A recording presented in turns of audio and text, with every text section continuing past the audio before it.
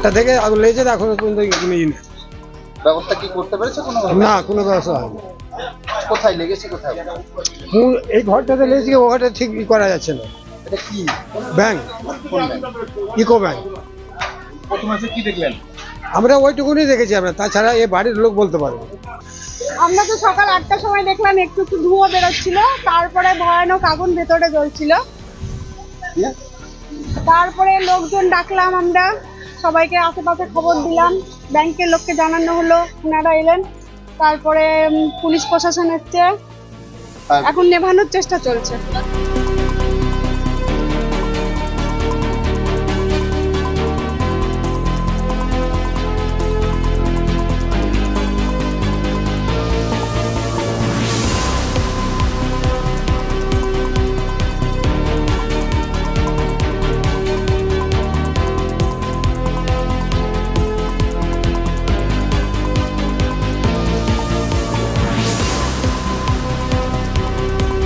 পাশের বাড়ি একজন এসে বললো, মাসিমা দেখেন ব্যাংকে আগুন লেগে গিয়েছে। তো আমি বাইরে বেরিয়ে দিচ্ছি, তখন একটু একটু ধোঁয়া বেরোচ্ছিল ভেতর থেকে। তারপরে চতুর্দিকে খোঁজ করছি, কাউকে পাই না। দিয়ে তো রাস্তায় গেলাম, গিয়ে রাস্তাতে একে ওকে বলছি যে ব্যাংকে ফোন করতে, এই করতে।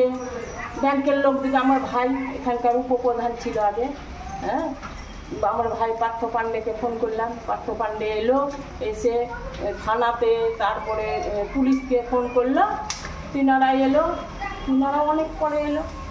স্যাররা এসেছেন, এখন আগুন নেভানোর চেষ্টা হচ্ছে। ঘন্টা দেড়েক থেকে 8টার মধ্যে, 8টার আগে লেগেছে, 7:30 8টার মধ্যে আগুন লেগেছে। হ্যাঁ, ধোঁয়া দেখে আমরা বেরিয়েছি।